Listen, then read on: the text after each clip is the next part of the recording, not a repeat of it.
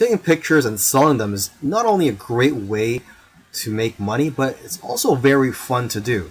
In this video series, I'm going to be talking about stock photography online. And so this is where you upload your photos to stock photography agencies and their websites, and then you would get paid a commission or royalty whenever somebody purchases your pictures from these websites. And stock photography is never going away and will always be in demand.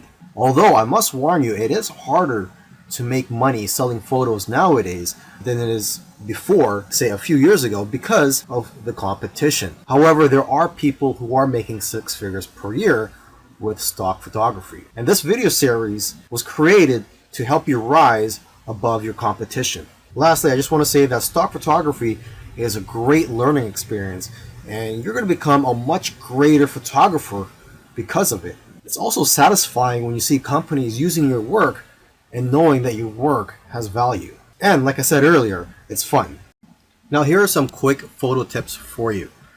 Only high quality photos are going to be accepted into stock photo sites. So if you want to have high quality photos, you need a high quality gear.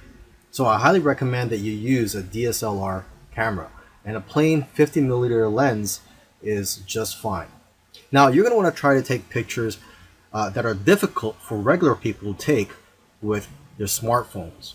And if you are going to be using DSLR cameras, try modifying your shutter speed and try to play around with it. For example, you could try taking long exposure photos. Long exposure photos tend to sell more. When you're taking these pictures, make sure that there's a concept behind the photo. You have to try to capture photos with intention, and also try to make your photos socially relevant. Another important key is to make sure that your picture elicits some type of emotion or has some type of purpose, such as showing that it's the fall season. Now, photos that do well are in the niches related to food, health, beauty, fitness, money, and business. You also have to remember to leave some room for copy and text for the users to put on the photo. And you should know that photos are not going to be accepted if there are brands, names, or license plates in the background. And if you have models in your photos, they will have to sign a release form. In the previous video where I spoke about where to sell your photos online, I forgot to mention that you could also sell your photos directly from your phone. And there are a few apps available for that, but the most popular photo app right now is one called Heap. And with Heap, you download it, and I believe it's available both for the Android and the iPhone. And you get 50% of the sale, but you can make more money by joining what they call missions on Heap. And these missions are sort of like projects for brands and other companies. And each mission, if you are to win these missions, they pay a prize for the winning people, and it usually starts at around $50, and usually it can be a lot higher. Okay, now if you want to have success with this app, you want to analyze the photos which have already been sold. So take a look at the sold tab in the explore section of the app. I also recommend that you analyze the profiles of people who have won missions or sold a lot of photos, as they usually have a lot of good photos which can give you ideas. And lastly, you could create a profile on Heap and follow people. So you can follow other photographers and they could follow you, and you guys can share tips with each other and be more successful in the long run. Selling your photos on stock photography websites is great. However, there is a lot of competition, and it is harder to make money nowadays than it is in the past. So one thing I like to tell people who are involved in stock photography, if they want to take their business to the next level, is to start their own website and just sell photos from your own website. And what I like about being in control, having your own website and selling your photos from your own website, is that you can collect the emails of your customers and people who visit your website. And basically, whenever you have new photos, you can notify your list of subscribers. You could also offer deals from time to time. You see, when you have an email list, you could just email them whenever you're in need of some cash flow.